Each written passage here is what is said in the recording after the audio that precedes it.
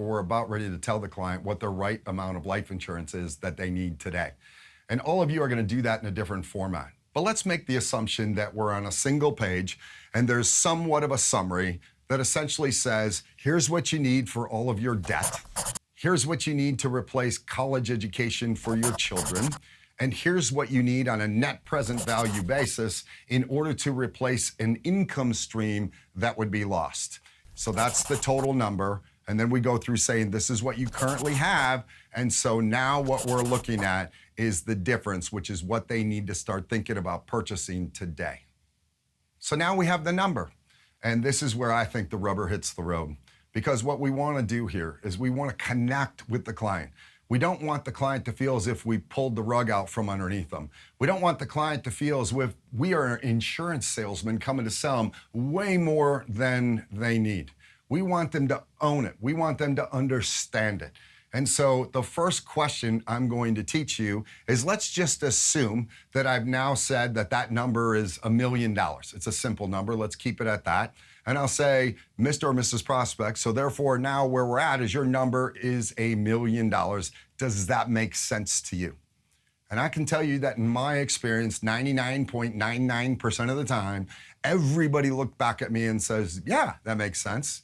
Because what they're telling you is it makes mathematical sense. It makes logical sense. You just went through all the numbers. I mean, the numbers don't lie, right? You can go get 6 different calculators. As long as you put in the same amount of data, you're going to come up with $1 million. And so the reality of that is that it makes sense. But now here's where I want you to say, and here's where I want you to go. I'd look at my clients and say, Mr. Prospect, it's at this point in the plan that 100% of my clients say it makes sense, because I just mathematically walk them through how we got to that number. But let me ask you this question. At this point in time, what percentage of my clients that all just said it makes sense do you think actually take action in a short period of time and do the entire amount? And then I shut up and I let them get to the conclusion. Some of them might say 100%, 90, 80, and I'll just simply say no, and they'll say higher, lower, whatever, and we'll get to the right answer, which is about a third. Ballpark, call it 30%. And so now what I'm going to do is I'm going to ask them a third-party question. And I'm going to say, you know what, Mr. Prospect, you're right, it's about a third.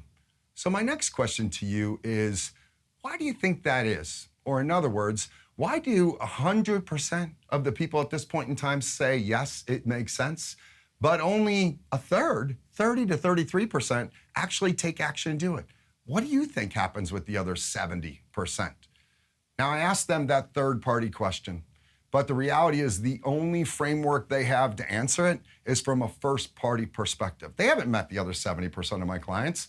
And so the truth be told is that the only way they can answer it is from a first-party perspective. And now they might say something that they are struggling with because they don't believe the number. The number seems way too big. They don't have any connection to the fact that they could die. Their spouse, they think, would get remarried. Their spouse's parents are loaded and would take care of them. I could go on and on and on. Regardless of what they say, I take a deep breath, I look at them, and I say, do you think that could be an issue for you? And what I want to do in this process is I want to get to one of 2 points.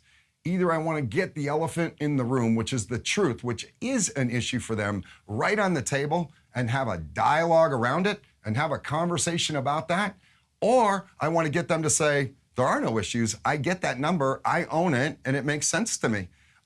Either way is an accomplishment.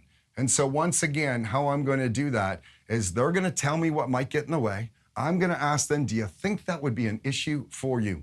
If they say no, then I'm going to say, what other reasons do you think prevent my clients from doing that?